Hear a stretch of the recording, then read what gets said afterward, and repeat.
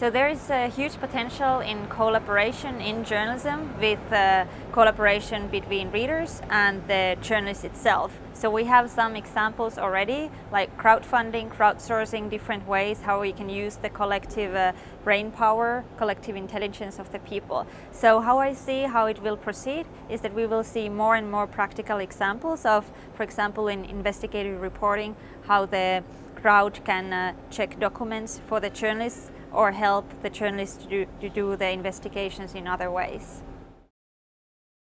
The consequences are positive in the sense that we as journalists, we get to do more reporting, we get better results faster, and also we can get the crowd to participate and be part of the community. So then there's even more interest in journalism. The journalism that we produced with the readers is even more valuable.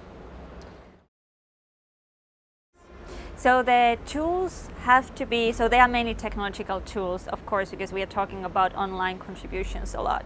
So they have to be simple enough to use. They have to be as sophisticated as possible, in the sense that oftentimes the crowdsourced processes, they work the best. The more narrow the task is, the more narrow the assignment to the readers is. So rather than just shouting out that, hey, please comment, please help us, it's better to have a narrow task. Please check this document for us, or if you read this document, did you find anything about such and such topic? So then the quality of the contribution is better.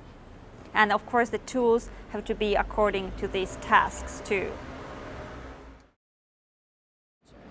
Yes, absolutely. Crowdfunding is one of the new business models, revenue models that works in journalism. It has proved to work already, but it's not the whole solution for the revenue model crisis in journalism, but it's part of the solution. So how I see this developing is that because there is more and more freelance journalists in this industry all the time, because the newsrooms, the staff, they're shrinking, a lot of layoffs, and the modern newsrooms, they don't need so much employed staff, but they use so much more contributors, much more like a network of freelancers. So we will have more and more freelancers, and they have to have a revenue source. So crowdfunding is one piece of this big solution and one revenue source for the increasing amount of freelance journalists. But it's not the only solution. So in the future and right now also, we as journalists, the media companies, have to look for revenue models from different places: advertising, e-commerce,